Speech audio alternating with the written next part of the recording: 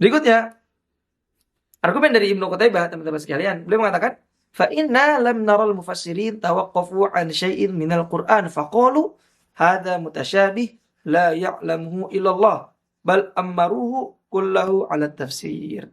Nah, argumen beliau ini yang juga adalah argumen yang sangat kuat.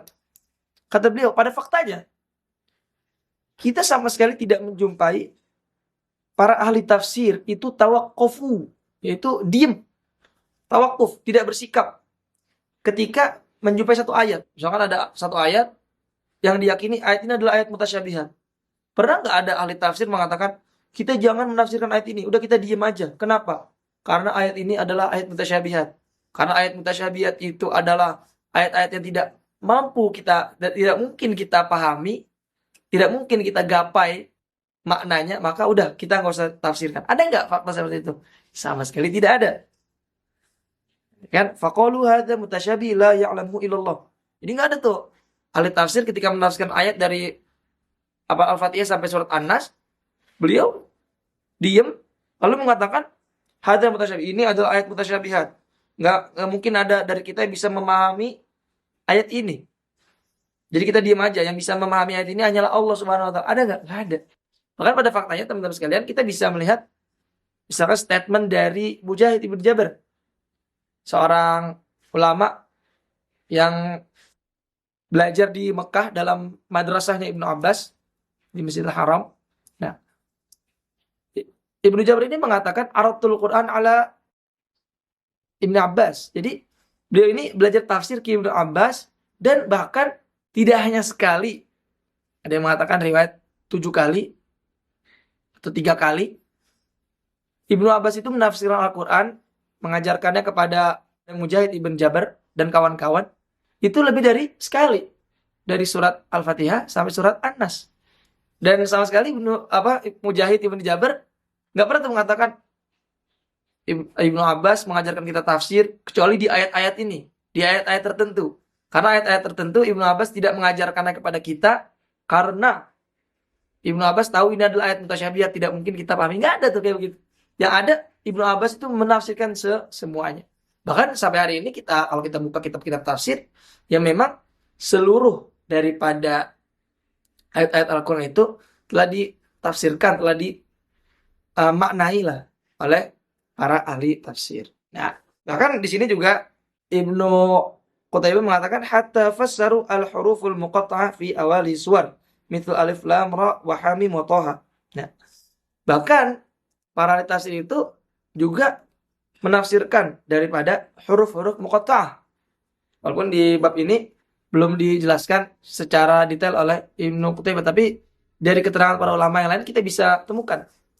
Memang huruf muqatta'ah ini dipahami oleh orang-orang Arab terdahulu. Apa maksudnya gitu. Jadi huruf muqatta'ah ini bukan semacam kode-kode yang hanya Allah Subhanahu wa taala yang mengetahui. Enggak. Dalam bahasa Arab itu ada yang disebut juga sebagai huruful ma'ani, ada juga yang disebut dengan huruful mabani. Huruful ma'ani itu dia ada maknanya. Yaitu seperti fi, artinya kalau dalam bahasa Arab misalkan di gitu. Ada juga ba, ala di atas, dan seterusnya. Ini huruf-huruf yang memiliki makna. Nah, huruf muqatta'ah gimana?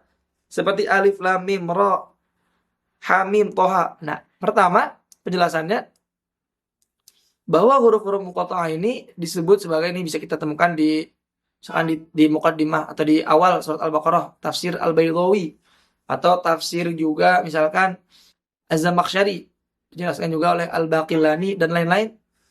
Yang namanya huruf muqatta'ah itu disebut sebagai asma musammayatiha al-huruf. Jadi dia adalah isim. Kenapa dia disebut isim? Karena dia ini memenuhi syarat-syarat sebagai isim. Kalau kita lihat misalkan di dalam Alfiyahnya Ibnu Malik, yang namanya isim itu kan dia menerima harful jar kan. Nah, ini alif lam mim qaf ini adalah huruf-huruf yang menerima harful jar gitu. Dan jadi dia adalah isim yang dia ini mewakili dari huruf. Nah, maknanya apa? Ya maknanya nggak ada gitu. Jadi dia bukan kode-kode yang tersembunyi atau kode-kode bahasa lain sebagaimana yang dituduhkan oleh sebagian kalangan. Oh, ini kode-kode bahasa tertentu yang hanya Allah yang tahu, yang lain nggak tahu. Enggak. Ini adalah huruf biasa yang memang dalam bahasa nggak ada maknanya. Jadi kamu tahu nggak nih maksudnya apa? Tahu. Maksudnya itu atau maknanya itu ya nggak ada maknanya gitu. Jadi bukan ada satu makna tapi maknanya tertutup, enggak. Tapi dia memang tidak ada maknanya karena adalah huruf-huruf yang disebut sebagai huruful mabani. Ini yang pertama. Yang kedua, tujuannya atau maksudnya ini adalah pendapat yang paling kuat. Dia adalah litahaddi. Dia adalah untuk menantang orang-orang Quraisy lah atau kafir jahiliyah gitu. Karena mereka mengatakan atau Al-Quran ingin mengatakan Al-Quran ini dibentuk dari huruf-huruf yang juga kalian gunakan kan gitu. Nih hurufnya seperti alif, lam, mim, shad dan seterusnya. Nah, bisa nggak kalian dari huruf-huruf yang sama ini mendatangkan satu perkataan dan perkataan tersebut mampu menandingi dan juga mengalahkan Al-Quran. Jadi itu dulu teman-teman kita pengkajian kita tentang bab al-muhkam wal mutasyabihat, dan kita juga tadi sudah melihat bagaimana penjelasan dari Ibnu Qutaibah dalam kitab Ta'wil Mushkil Quran. Kita lanjutkan ke bab atau pembahasan berikutnya dari Ibnu Qutaibah.